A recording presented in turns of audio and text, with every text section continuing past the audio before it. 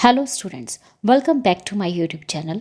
Students, if you are new to my channel, please subscribe my channel and hit the bell icon so you get the latest notifications timely. So students, today's topic is what is classification. So let's get start the video. What is classification? There are 200 families in your locality. You have collected data regarding their income, expenditure, education, religion, size of family, etc. But this data will be of little use unless you know how many families are educated and how many are uneducated, how many families earn an income exceeding rupees 5000 per month, and how many earn rupees 500 or less per month. So students, what is classification? तो इस concept को हम एक example की मदद से समझते हैं. So try to understand this concept with the help of an example. तो क्लासिफिकेशन को हम एक एग्जाम्पल की हेल्प से समझते हैं. तो स्टूडेंट्स, सपोज कीजिए जहाँ भी आप रहते हैं, मान लीजिए कि वहाँ पे आपके आसपास 200 फैमिलीज़ रहती हैं. जो 200 फैमिलीज़ आपकी लोकेलिटी में रहती है, तो उनके रिगार्डिंग जो आपने डाटा कलेक्ट किया है वो है उनकी इनकम, उनका एक्सपेंडिचर क्या है मंथली, एजुकेशन क्या है, रिलीजन क्या है, उनका साइज़ ऑफ फैमिली क्या है, बड़ी फैमिली है या छोटी फैमिली है. तो but this data will be of little use. आपने जितना भी डाटा कलेक्ट किया उन 200 फैमिलीज़ के regarding their income, expenditure, education, religion and size of family etcetera, लेकिन जितना भी डाटा आपने कलेक्ट किया उसका कोई भी यूज़ नहीं है.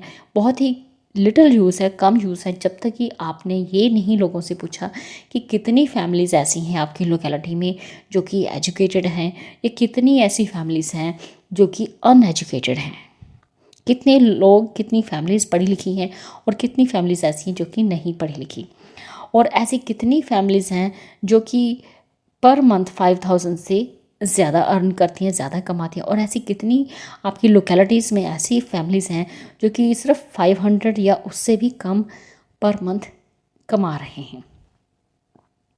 In other words, in order to make the raw data meaningful, these must be classified on the basis of their different characteristics, such as educated families and uneducated families, rich families and poor families. तो students, आपने जैसे कि 200 families के regarding बहुत सारा data collect किया, income, expenditure, education, religion, size of family etcetera. लेकिन अगर हम चाहते हैं कि जो भी डाटा हमने कलेक्ट किया है उसको अगर प्रॉपरली हमने सही में उसका एक मीनिंगफुल कंक्लूज़न निकालना है, तो ये ज़रूरी है कि उस रॉ डाटा को हम पहले क्लासीफाई करें. किस बेसिस पे क्लासीफाइड हमें किस बेसिस पे करना है? डिफरेंट करैक्टरिस्टिक्स के बेसिस पे. जैसे कि कौन कौन सी फैमिलीज़ एजुकेटेड हैं, ऐसी कौन सी फैमिलीज़ हैं जो कि अनएजुकेटेड है, कौन सी ऐसी फैमिलीज़ हैं जो कि रिच फैमिलीज़ हैं, या कौन सी ऐसी फैमिलीज़ हैं आपकी लोकेलिटी में जो कि पुअर फैमिलीज़ हैं. Each such division of data is called class. तो अगर आप अपने डाटा को कुछ इस तरह से क्लासीफाइड करते हैं कि एजुकेटेड फैमिलीज़ हैं या अनएजुकेटेड फैमिलीज़ हैं या रिच फैमिलीज़ हैं या पुअर फैमिलीज़ हैं, तो जब भी आप डाटा को कुछ इस तरह से डिवाइड करेंगे, डिवीज़न ऑफ डाटा करेंगे, तो उसे हम कहते हैं class. The process by which data is divided into different classes on the basis of there similarity और diversity is called classification.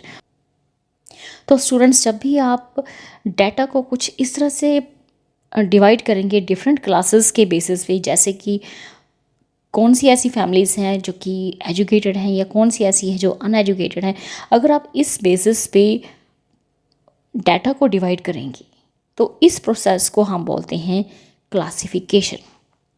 Each such division of data is called class. जो भी आप डिवाइड करेंगे, डिवीज़न ऑफ डाटा करेंगे, वो class होगा. लेकिन जिस प्रोसेस से आप सारे डाटा को, पूरे डाटा को अलग अलग क्लासेस में क्लासीफाई करेंगे, उनकी सिमिलैरिटी की वजह से या उनके डिफरेंसेस की वजह से, जैसे कि कौन सी फैमिली एजुकेटेड है या कौन सी फैमिली अनएजुकेटेड है, कौन सी ऐसी फैमिलीज़ है जो कि रिच है, कौन सी ऐसी फैमिलीज़ है जो कि पुअर है, तो अगर आप इस प्रोसेस से पूरे डाटा को क्लासीफाइड करेंगे तो इसे हम कहते हैं classification. Thus, classification is the grouping of related facts into different classes. तो classification क्या है? is a grouping of related facts into different classes. तो classification क्या है? जब हम रिलेटेड चीज़ों को, सिमिलर चीज़ों को या डिफरेंट चीज़ों को अलग अलग ग्रुप्स में डिफरेंट क्लासेस में असाइन कर देते हैं, तो उसे हम कहते हैं classification. In the words of corner, classification is a process of arranging things in brackets either actually or notionally bracket close in groups or classes according to their resemblance and affinities and give expression to the unity of attributes that may exist among a diversity of individual. This definition suggests two different important features of classification. Classification is a process of arranging things. तो classification क्या है? जितने भी number of items हैं हमारे पास उन सब को हमने अरेंज करना है इन ग्रुप्स में या क्लासेस में अकॉर्डिंग टू देयर रिसेम्बलेंस। जो भी उन आइटम्स में एक जैसी सिमिलैरिटीज़ हैं, एक जैसे फीचर्स हैं, उनको हमने वन ग्रुप में रखना है और जो जो अलग अलग डिफरेंसेस हैं उनमें उनको हमने अलग अलग ग्रुप्स में रखना है according to their resemblances and affinities and give expression to the unity of attributes that may exist among a diversity of individual. This definition suggests two important features of classification. Number one is data are divided into different groups. For example, on the basis of education, persons may be classified as educated and uneducated. तो इस definition से पहला feature हमारा निकलता है कि जो भी हमारा डाटा है उसे हम सबसे पहले डिफरेंट ग्रुप्स में डिवाइड कर देते हैं। फॉर एग्जाम्पल, जैसे कि on the basis of education, persons को हम क्लासीफाई करते हैं कि वो एजुकेटेड पर्सन है या अनएजुकेटेड पर्सन है। Second is data are grouped और classified on the basis of their class similarities. All similar units are put in one class and as the similarity change class also change. तो दूसरा इसका feature है classification का कि हम जो data classified करते हैं या उनको ग्रुप करते हैं तो वो किस बेसिस पे करते हैं। जिन आइटम्स में एक जैसे फीचर्स हैं, एक जैसी सिमिलैरिटीज़ हैं, उनको हम एक ग्रुप में रखते हैं और जैसे ही हर आइटम में कोई ना कोई नया फीचर है, कुछ ना कुछ डिफरेंसेस हैं, तो उनको हम अलग अलग ग्रुप असाइन करते जाते हैं। डाटा आर ग्रुप्ड और classified on the basis of their class similarities. All similar units are put in one class and as the similarity change, class also change.